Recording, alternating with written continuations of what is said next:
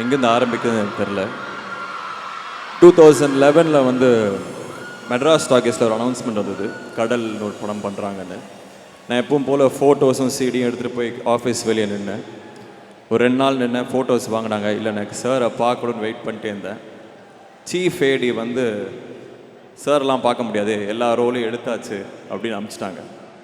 3 நாள் கட் பண்ணால் திருப்பி வந்தேன். என்னப்பா வேணும் அப்படின்னாங்க. இல்லை தமிழ் தெரிஞ்ச ஏடி அசிஸ்டன்ட் டைரக்டர் தேடுறாங்க, எனக்கு தமிழ் நல்லா தெரியும் அப்படின்னு. இபியை மீட் பண்ணுங்கள், சிவா ஆனந்த்னு ஒருத்தர் இருப்பார், மீட் பண்ணுங்கள் அப்படின்னாங்க. அவர் மீட் பண்ணும்போது அவர் வந்து குறுந்தொகையா இல்லை புறநானூறுடான்னு என்னன்னு தெரில, இன்னி வரைக்கும் எனக்கு தெரில. ஒன்று அழகாக ஒரு பாட்டு சொல்லி எதுலேருந்து வந்தது அப்படின்னு கேட்டார். தெரில சார் அப்படின்னேன். எங்கள் எல்லாத்துக்கும் நல்லா தமிழ் தெரியும், நீ கிளம்பலாம் அப்படின்ட்டாரு.